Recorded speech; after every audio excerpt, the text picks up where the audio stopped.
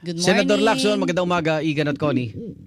Yeah, good morning, Igan Arnold and Miss Connie. Apo. Magandang umaga sa atin lahat. Senador, nakapanayam namin si Senador Rodante Marcoleta, yung BFF mo. Ang binabanggit... Ay, sorry po. Tama. Aga? Yan din ang tawag ko sa kanya. Ang sabi po niya rito, kaya hindi siya pumipirma, kasi diniretso na namin galit ka sa corruption, ba't hindi ka pumirma? Ang sinasabi niya, partial report lang daw. Gusto niya yung buo. So, pakipaliwanag po, anong halaga nitong partial report? Kaya baka maraming ibang senador ang hindi makapirma dahil hindi siya buo, or may mga senador na sangkot na gusto rin nilang proteksyonan. At yung iba nagkampihan. Oh. Yeah, alam mo Arnold, Miss Connie, importante yung partial report kasi yung complexity at saka yung lawak ng sakop ng investigasyon. So kung hindi natin hahatiin at ipo-full report natin, napakahaba. Yun nga lang partial committee report, nasa 400 pages na. Wow. Kaya nga yung kahapon na dineliver ko via a privilege speech, synthesized version lang yun eh. Nako. Ang haba na rin halos 1 oras. Imagine kung full report at hindi ko hahatiin, baka 2 oras ako doon sa floor na nagde-deliver ng committee report. Oo. Yun ang una. Pangalawa, hindi katwiran yung hindi pipirma. Dahil ang kanyang katwiran, hindi siya, iba-iba yung kanyang rason o katwiran. Ang sinasabi niyang reason kung bakit hindi siya pipirma, ang pinadala ko daw lang sa office niya ay yung PDF copy. Apo. 400 pages, kung bawat senador, bawat miyembro ng komite, papadalang ko ng tigit-tigit isang hard copy. Di ba mas convenient, Kapal. mas tipid pa sa papel, kung padala mo na lang siya ng, di ba, ng portable document format, na sa ganon, kung nagpa-interpolate lang ako kahapon, magsasuggest ako, mag-donate ako ng iPad sa kanya para doon niya basahin. Alam mo, hindi katwiran yun yung saan daw siya pipirma. Oo. Nasa amin yung sinabihan namin yung mga staff ng mga senador, nasa amin yung yung hard copy. Oo. At kung ready silang pumirma, nabasa na nila yung file, dadali ng staff namin sa kanilang opisina para pirmahan nila. Pirmahan. At saka dating practice na ito hindi naman ito first time First time niya. na talaga pinapadala sa amin, soft copy. Aha.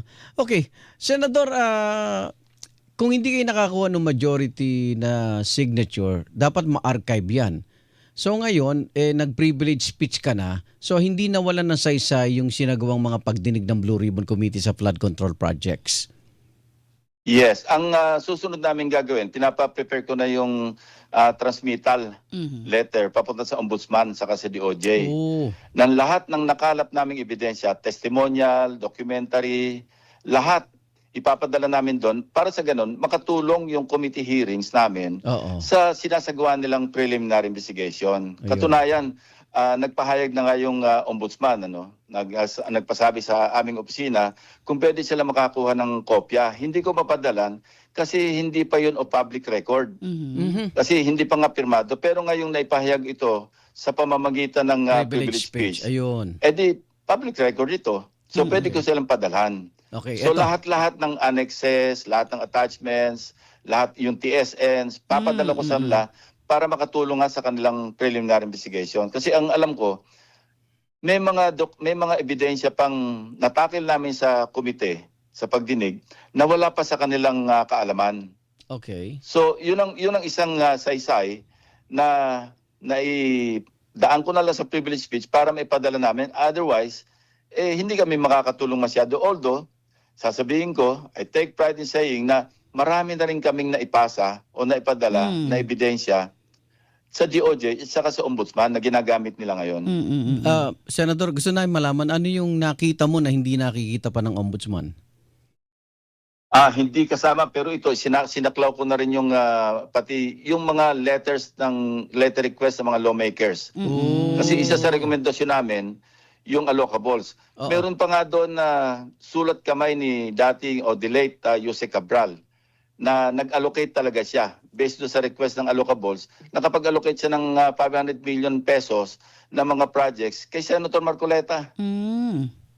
Mismo kay Senator Marcoleta. Hindi kasama yon sa hawak ng ombudsman. So ipapadala namin yun. So Kasi further galing mismo yon sa kampo o sa abogado ni dating Yusek Cabral. So kasama si Senador Marcoleta sa further investigation, tama ba? Yes, correct. Oo. Ba't hindi mo raw nabanggit sina Senator Joel Villanueva at Senator Jingo Estrada? Pero nandun naman yung mga pangalan. Oo, dun sa... Alam mo, Igan, kung babanggitin ko isa-isa, lalong hahaba eh. Kaya nga tinaan ko na lang, in-scroll na lang. Kasi ang pinakita ko doon, yung menu Aha. na mga possible charges o possible preliminary investigation, possible fact-finding, possible further investigation. Lahat yon at inisa-isa ko kung I think mga 10 or 11 possible criminal charges yun na pwedeng imbestigahan. Yung sa amin, hindi, sabi ko nga, hindi ito hatol. Katunayan, between noong na-route namin yung committee report, yung partial committee report, and yesterday, may mga developments eh. Katulad yung kay Senator Estrada, hindi ba? Dahil humingi yung ombudsman sa opisina, sa LBRMO namin, ng kopya ng mga, para ma-identify yung mga proponents.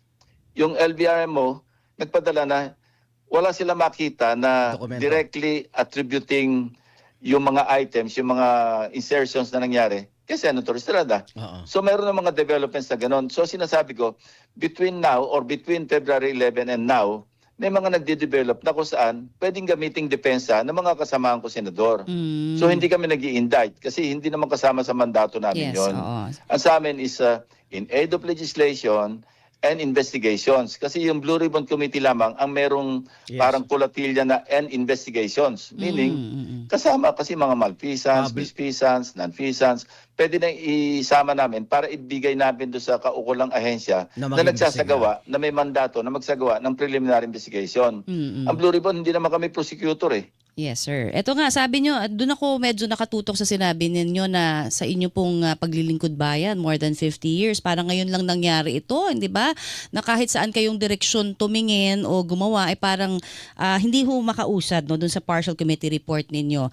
Ang sabi nga, ito in aid of legislation, pero may mga hindi ho talaga pumirma.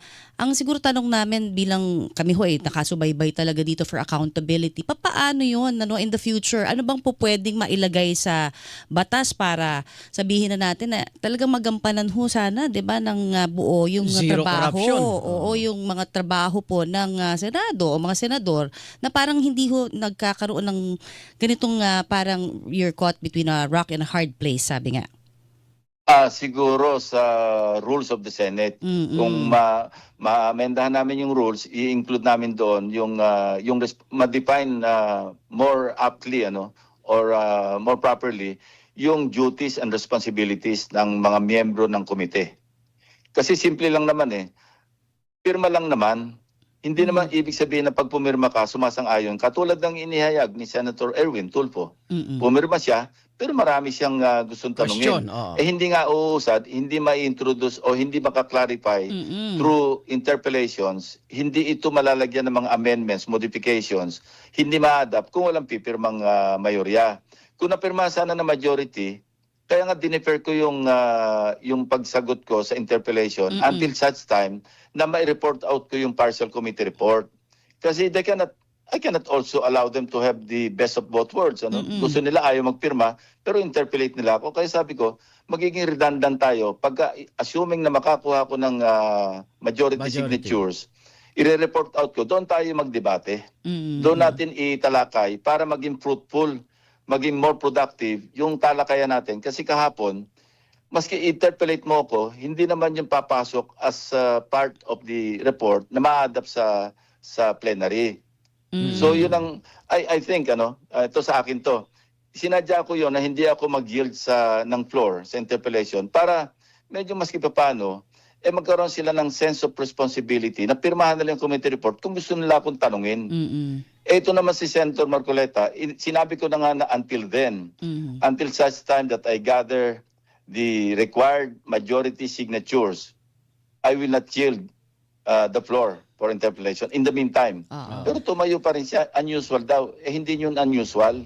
Maski nga walang pasubali o walang sabihin natin kondisyon na yung sa partial committee report na lang tayo mag-interpellate. Wag dito. Maski nga walang ganon, any senator has the right not to yield the floor and not to be interpellated. Katunayan, binanggit nga ni Senate President Soto at inabot ko rin yon yung panahon ni Senator Miriam. Siya nga nag-sponsor ng bill, yung reproductive health. Pero sabi niya, ayoko magpa-interpellate.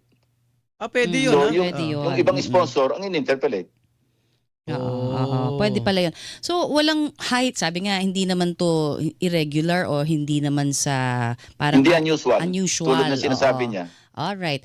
Pero ito pong sinasabi din na yung sa usapin po ng para bang prelude, no? O parang ito na yung nakikinita na daw, kunyari sa impeachment, ano, na kung makarating nga ho dyan sa Senado, parang baka maging ganito rin ang botohan. Ano ho ang inyong masasabi doon? I don't want to go there. Ay, Kasi okay. potential senator judge ako. Opo. Either way, hindi ako magkokomentaryo if and when makarating sa Oo. amin yung transmittal ng articles of Kasi impeachment. Okay. doon po Kasi nangangamba. makikinig lang naman kami Oo, eh. oo. Sa Okay. direct examination, cross-examination, presentation ng mga ebidensya, yun dapat ang papel namin. Makinig at Mm-mm. mag-assess. At the end of the day, bumoto. Either Oo. mag-convict or mag-acquit. Okay. Ako, very truthfully, very honestly, wala akong formed decision as of now. Gusto kong marinig kung ano man yung maipipresenta ng bawat panig bago ako Okay. magde-decide kung ano yung decision ko. Pag pinag-usapan ng pananagutan, sabi namin dito, hindi pwedeng paghiwalayin ng impeachment at flood control projects. Kailangan managot yung mga nakita mo dyan. Meron pa tayong aasahang public hearing ng Blue Ribbon Committee, Senador? Yes, sabi ko nga patungo Iimbitahan ito, pa. ang isang aspeto na hindi pa natalakay sa walong pagdinig, yung kasi isa sa rekomendasyon ko, i-abolish tong o mawala na itong mga allocables, Mm-mm. leadership fund, At program. insertions. So patungo doon sa legislation Okay. o legislative proposals, kaya dapat matalakay natin yung mga allocables. Oo. Papatawag yun na. Naitigil na ito. Kasi Papatawag Tapos yung yun. yun nga, mga insertions na pakikialam ng mga lawmakers sa pag-implementa, maraming pwedeng Pero- talakayan. Tapos, Mhm. ang natalakay pa lang namin, microcosm di ba sabi ko, yung Bulacan First District Yun pa Engineering lang. Office, Yeah. pati yung Oriental Mindoro. So, that would be representative or macrocosm ng nangyayari sa Luzon. So, as we speak, tuloy-tuloy naman yung mga teams namin na tumitingin sa parting Visayas, parting Mindanao, just to show na hindi lang ito limited sa mga areas na nabanggit yun sa pagdinig. So pwedeng extend yung investigation o yung inquiry papunta sa ibang lugar para makita na kung totoo na kung lalabas sa investigation na at mukhang doon papunta sa direksyon na talagang widespread. Mm-mm. Abot ito hanggang Mindanao, Opo. yung pangungurakot ng pera. Opo. Na sa ganon, magising na yung ating mga kababayan. Kaya nga isa sa legislative proposals doon, yung magkaroon ng public participation. At tapos yung pwede mag-form yung mga komunidad na sila mag-initiate ng class suit against the perpetrators na that caused their misery. Mm-mm. Kasi prolonged yung misery ng mga kababayan hanggang ngayon nga, di ba? May mga Binatawanan lugar na tayo hindi makaahon sa baha eh. Di ba? Okay. Binigyan ko nga ng isang example doon, yung Barangay Mercado.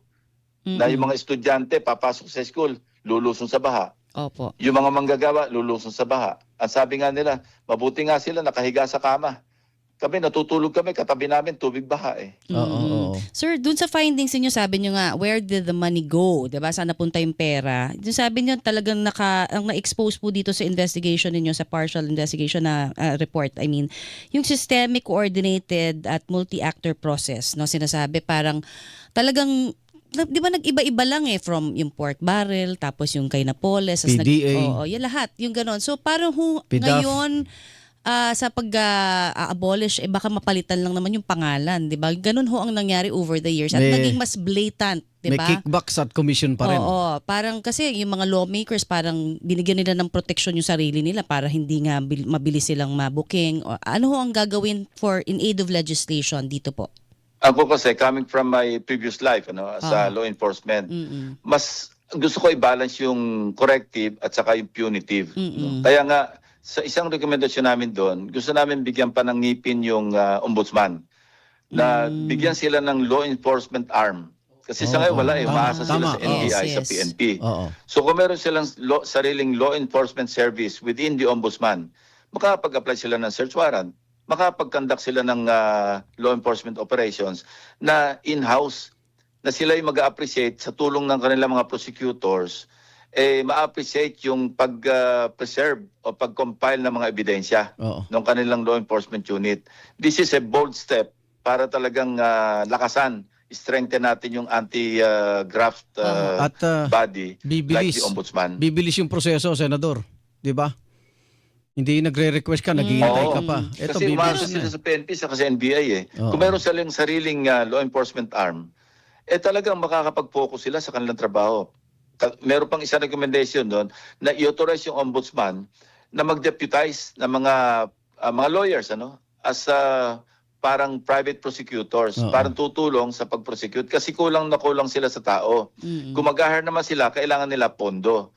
Pero kung magde-deputize lang sila na mga private lawyers bilang deputy or deputies ng ombudsman, lalawak pa yung kanilang ibig sabihin yung kanilang masasakop Oo. na iimbestigahan sa anti-corruption efforts natin. Nasa partial report yan?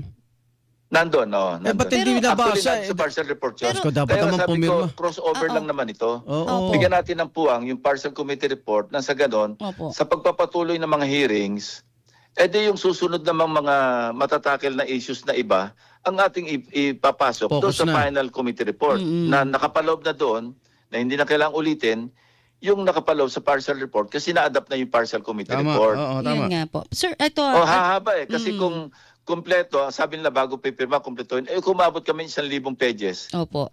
Ako, ang tanong ko lang again, sir, kunyari, maganda kasi yung proposal na yun, bigyan ng mas makapangyarihan po ang ombudsman, Pero yung again, yung pagboto again dun sa ganito, kung may mga senators po o ilan pa sa mga politiko na maaring nasangkot po dito sa ganitong mga anomalies, papaano kaya yung boto ma-achieve? Parang hating-hati daw kasi ngayon, hindi ba? Parang kung ayaw-ayaw talaga. Let's put it this way, Oo. Kasi noong unang pinag-usapan namin, Oho. na-discuss namin ito na sina Senate President, mga ilang senador, nung naka-break pa kami,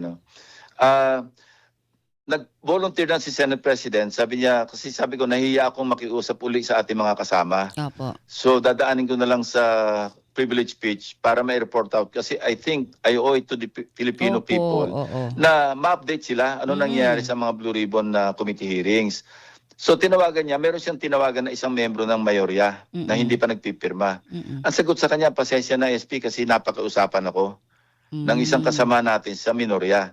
So, I could just surmise na without passing judgment, this is just speculative on my part, based on the revelation made by the Senate President, na merong isa, at least one, na ang sinabing dahilan, may nakiusap sa kanya. So, kaya ako naisip na baka naman yung mga iba nag-aalanganin na pumirma kasi, alam nyo, hindi natin mayalis yung magkakaibigan, may mga pinagsamahan. Nag-aalala rin sila na kung pipirma, baka maapektuhan yung kanilang pagsasama. Kaya nga sinabi ko, nagdi-disagree ako sa kung ano man yung reason nila, pero naintindihan ko. Kasi may human factor dito eh. May human element and we are all, di ba? Lahat naman tayo merong human factor na kinoconsider sa ating paggawa ng desisyon. Hindi naman tayo lahat rigid eh. Pero dapat sabihin na lang nila pag napakiusapan sila. One-on-one, walang personalan. At least yung isa na nakausap, yun, Opo. very honest siya, na kinonfide niya kay Senate President Soto, pasensya na SP, kasi napakiusapan ako. Opo. Pero yung... Pero yun ang isa sa problema, kaya Hindi laganap pwedeng, ng corruption. oo. Yung human factor, Senador.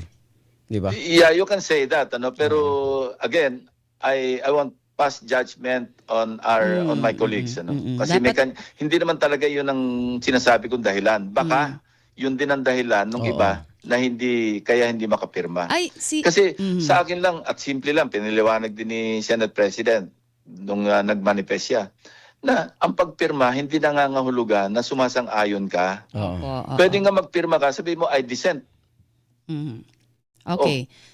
Hindi ka bound ng committee report. Ngayon, kung gusto mo naman na mapaayos yung hindi ka sumasang-ayon, di mag-interpolate ka, mag-amend ka, para kung ano yung final na papag-usapan sa plenaryo, yun ang hindi naman lahat ng isinulat ko doon, hook, line, and sinker, tatanggapin ng lahat o ng majority. Pagbobotohan namin yun may amendment. Halimbawa, katanggap-tanggap sa akin bilang sponsor, sabi ko, I accept. O di carried. Sa tingin nyo... Pagka naman hindi katanggap-tanggap sa akin, sinabi kong, I cannot accept.